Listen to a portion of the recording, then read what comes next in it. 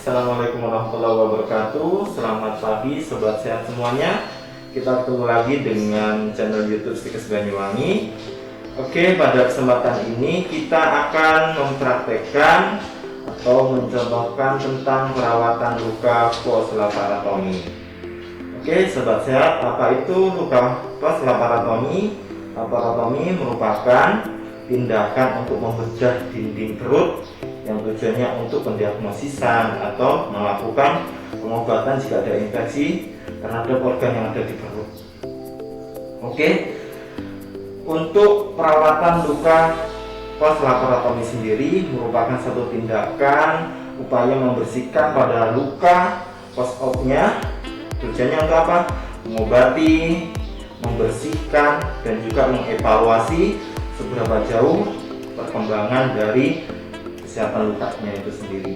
Baik, untuk melakukan proses tindakan perawatan luka post-laparotomi ini, kita nanti ada 4 fase. Yang pertama adalah prainteraksi, orientasi, fase kerja, dan terminasi. Oke. Selanjutnya di prainteraksi kita terlebih dahulu untuk menyiapkan diri perawat atau pelaksana dan juga alat-alat. Untuk perawat apa yang perlu disiapkan? Sanggupan mikrobiom tenang fisik. Berarti harus tenang dulu, siapkan mentalnya, harus tenang, kemudian materi benar-benar dikuasai, lalu kemudian data pasien, jangan lupa. Karena apa? Data pasien di rumah sakit banyak, ya apalagi nanti kalau di rumah sakit, berarti kita butuh data pasien, dipastikan pasiennya siapa dan nanti ya, apa yang dibutuhkan. Oke, lalu kemudian kita ke persiapan alat. Untuk perawatan luka post-laparotomi, alat terbagi menjadi 2, sobat sehat. Yang pertama ada alat non steril, kemudian ada alat yang steril. Oke, good. Kita ke alat yang steril. Alat steril pasti kita siapkan bak instrumen. Bak instrumen, ya. Ada apa yang ada di dalamnya? Pertama, ada kaca steril, kemudian ada cucing, ya, menyesuaikan bisa 2 atau bisa 1 sesuai dengan kebutuhan untuk menaruh cairan. Lalu kemudian ada pinset. Pinsetnya masing-masing ada 2, ada chirurgis dan anatomis. Lalu kemudian ada ada debus yang tujuannya nanti digunakan untuk membersihkan jika ada pus. Yang di dalam bak instrumen itu, ya. Lalu kemudian yang steril ada korenta. Yang steril jika kita nanti butuh mengambil alat. Lalu kemudian yang juga steril adalah handscoon steril. Kalaupun memang masih steril baru kita buka, is no problem, kita taruh di luar bak instrumen. Lalu kemudian untuk yang non steril di sini termasuk ada kapas alkohol, ya. Lalu kemudian untuk cairannya steril tapi masih di luar, ya, tidak apa-apa. Lalu kemudian ada plester, kemudian bengkok kita taruh luar. Bengkoknya ada 2, satu untuk alat, yang satunya untuk bahan kotor. Lalu kemudian ada perlak, kresek atau tempat sampah, dan ada gunting dan plesternya. Lalu kemudian ada handscoon yang disposable, yang 1 kali pakai. Oke. Untuk di gininya, dipersiapkan atau di prainteraksinya seperti itu, siapkan perawat dan siapkan alatnya. Oke, setelah itu kita masuk ke fase orientasi. Apa yang kita orientasikan di situ? Pertama, kita ambil persetujuan, kita sapa pasien. Assalamualaikum, selamat pagi, Mas Akbar, ya. Iya Pak. Oke, dengan Mas Akbar. Mas Akbar di sini adalah saya perawat Rudianto yang dinas pada pagi hari ini yang akan melakukan perawatan pada luka sayatan post operasinya Mas Akbar.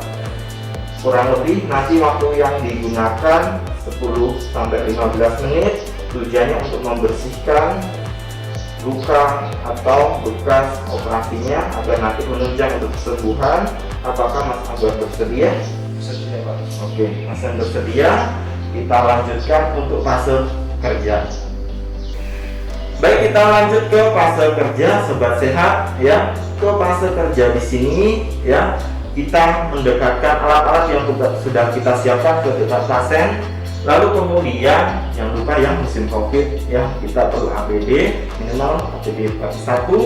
Lalu kemudian kita melakukan 6 langkah cuci tangan ya. Kita melakukan cuci tangan ya dengan cara 6 langkah. Oke ya. Oke, setelah cuci tangan lalu kemudian kita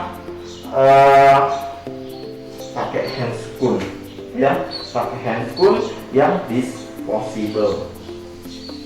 Artinya biasanya adik-adik mahasiswa biasanya nyebutnya adalah handscoon bersih.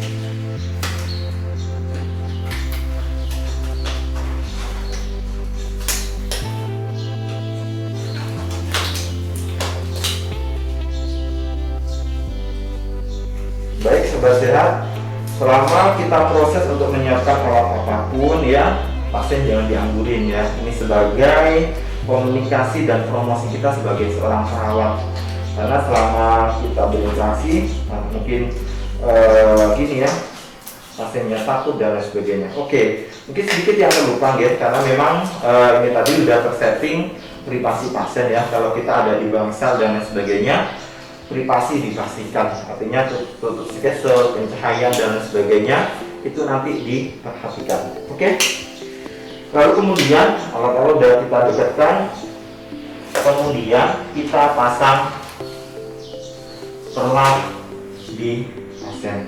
Mas Akbar ya, bisa minta tolong miring sedikit Mas Akbar ya, karena pasiennya masih bisa mobilisasi dengan baik ya. Kita manfaatkan kemampuan pasiennya. Oke, kita pasang perlak di bawahnya. Oke, Mas Akbar bisa balik lagi di sini. Oke, pelan-pelan agar tidak baik, miring sini. Oke, kakinya ditekuk, miring sini. Oke, baik, good. Baik, Mas Akbar ya. Jadi pasien kita posisikan senyaman mungkin. Lalu kemudian area luka kita buka ya. Kita anjurkan pasien untuk tidak menyentuh ya, menyentuh lukanya. Mohon maaf Mas Akbar, saya buka seperti ini. Oke, tangannya sebelahnya tidak boleh. Lalu kemudian bengkok kita taruh di samping pasien. Kita ada 2, satu untuk alat, satu untuk bahan yang kotor. Oke, selanjutnya kita ambil kapas alkohol.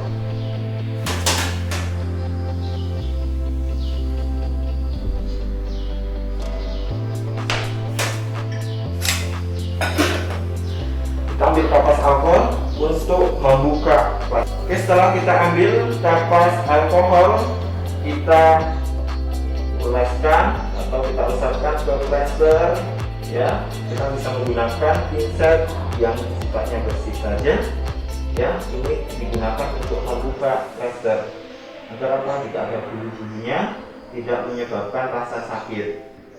Oke, kita buka perlahan, arah vertikal dari atas ke bawah, menyusul dari kulit yang ada di luar.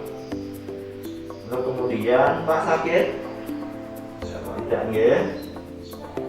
Oke, oke.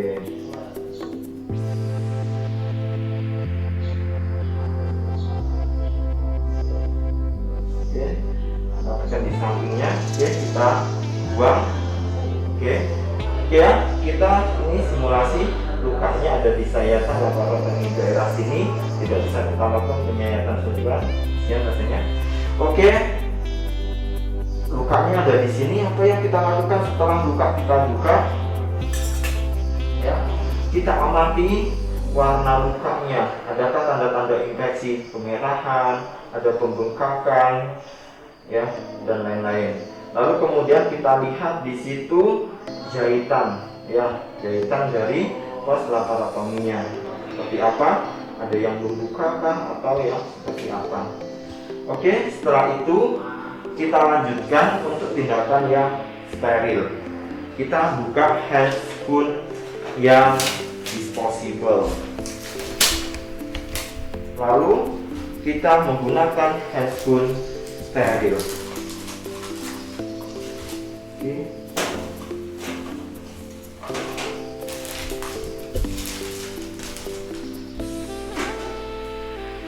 Sebelum kita menggunakan handscoon steril, kita siapkan cairan yang kita butuhkan dulu.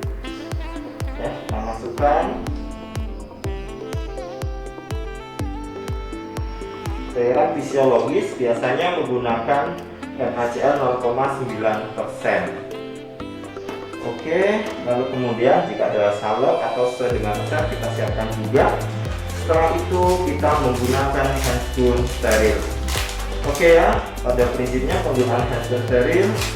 Lalu kita mulai dari tangan yang sebelah kanan.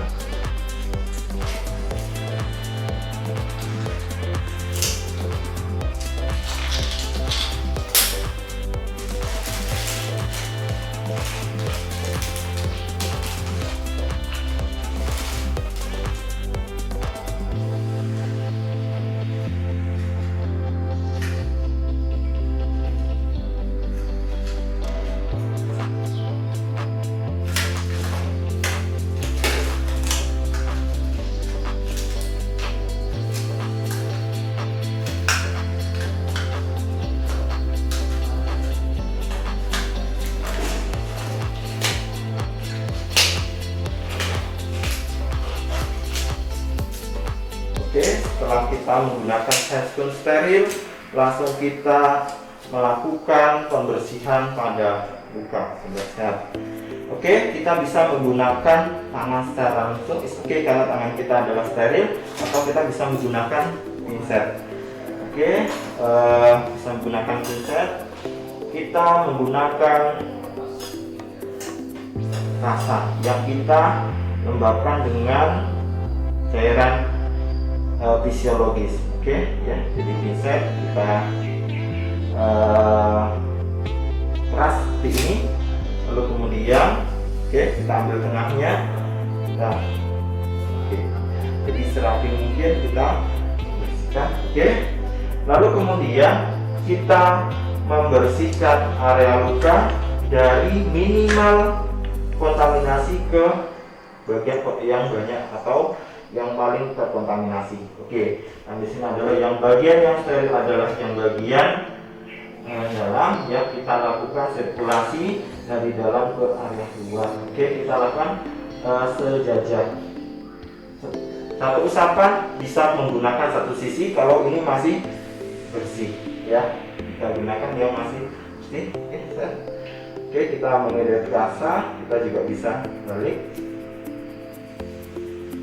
Sisi yang ini, satu sisi kita lakukan satu usapan.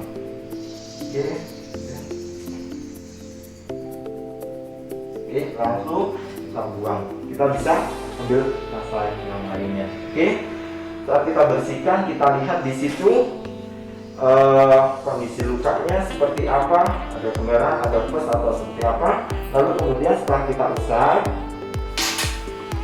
ya, kita lakukan pemijatan, ya, pemijatan di area sekitar dari luka untuk mengevaluasi ada tidaknya cairan yang normal, cairan yang abnormal, sapes dan lain sebagainya.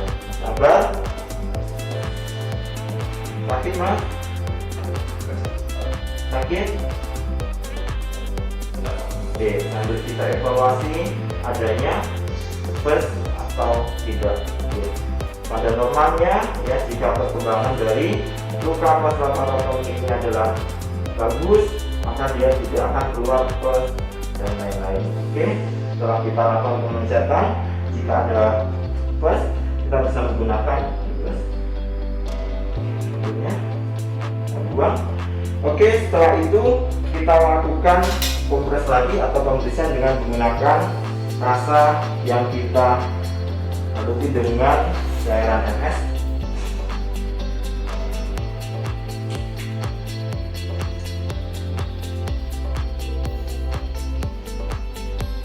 Prinsipnya sama seperti di awal, yaitu dengan menggunakan satu sisi kita bersihkan secara satu arah.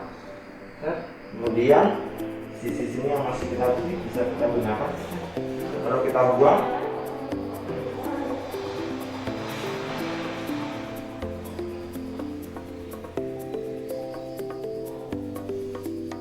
Oke, kita bersihkan. Oke, setelah kita pastikan bersih, tidak ada pus, sisa-sisa darah ataupun yang lain-lain, lalu kemudian bisa kita berikan salep sesuai dengan resep ataupun obat yang lainnya. Kita taruhin, ya, kita ratakan, bisa menggunakan lidi water pun juga bisa, ya, kita ratain. Lalu kemudian kita tutup dengan oke, sebelum dikasih salep kita keringkan, ya. Kalau sudah kering kita kasih salep, lalu kemudian kita tutup dengan menggunakan kasa kering.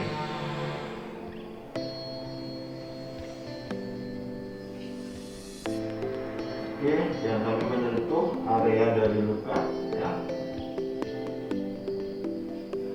Oke, setelah kita tutup sesuai dengan kebutuhan, bisa 1 lapis, 2 lapis, 3 lapis kalau sekiranya di situ ada pus yang kita takutkan nanti akan keluar, sehingga fungsi dari kasa ini selain untuk menutupi terkontaminasi dari area luar, di sini dia bisa berfungsi untuk menyerap jika ada cairan abnormal, sudat dan lain sebagainya.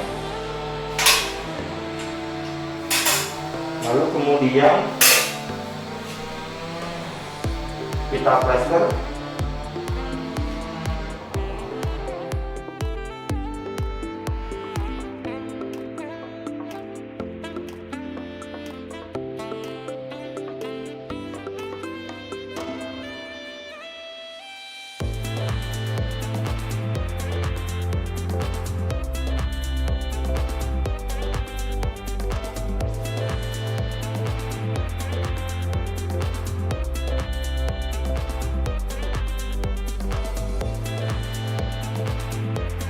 Gimana Mas Akbar? Oke, ya, perlu diingat setiap prosesnya kita lihat ekspresi dan selalu menyapa pasien. Oke. Oke, ya. Kita rapikan serapi mungkin, ya. Kalaupun ada rekomendasi plester yang anti air, ini dia bening, jadi nanti pasien pun bisa mandi atau bisa terkena air, nggak apa-apa. Tapi kalau untuk plester yang seperti ini, ya pasien tidak dianjurkan untuk mandi, hanya untuk disekat saja. Oke, kalau kemudian sudah selesai pakaian dan juga baju pasien, kita masuk ke fase terminasi. Apa yang dilakukan di fase terminasi ini, sobat sehat? Yang pertama kita melakukan bereskan alat-alat. Oke.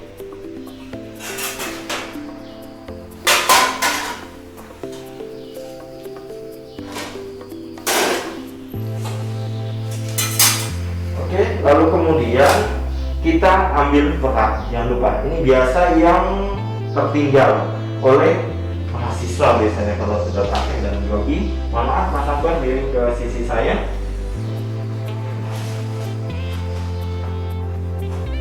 Oke, sekarang balik ke sisi sana. Oke, pelan-pelan, Akbar. Oke, sampul, balik lagi ke sini. Oke, ya, setelah sudah kita ini, kita pakaikan bagian pasien, kita rapikan pasien, posisi senyaman mungkin. Oke, ya, kenapa handscoon tidak kita lepas? Karena handscoon masih dalam kondisi tidak terkontaminasi dengan luka, ya, masih kita gunakan. Agar apa? Takutnya pasien ini ada penyakit dan lain sebagainya, ini kita tetap aman untuk APD-nya. Oke, setelah pasien rapi, kita sampaikan evaluasi dari kegiatan yang tadi. Sabar, luka jenengan bagus, ya, tidak ada masalah, tidak ada perkembangan yang abnormal, tidak ada pus dan lain sebagainya. Tolong untuk dijaga, ya. Perhatikan untuk kemudian HE, untuk nutrisi dan lain sebagainya agar apa? Semakin cepat untuk kesembuhan. Oke, lalu kemudian kita lakukan kontrak waktu. Setelah nanti besok kita akan datang lagi untuk melakukan perawatan luka. Jika membutuhkan hal apapun bisa hubungi kami yang ada di ruang perawatan. Baik, mungkin ada yang ditanyakan, Mas Akbar? Oke, terima kasih atas kerjasamanya. Saya akhiri ya pertemuan kita pada pagi hari ini. Assalamualaikum warahmatullahi wabarakatuh. Oke, kemudian kita bawa alat-alat, kita bersihkan alat-alat di ruang perawatan. Kita buka handphone, kita cuci tangan 6 langkah.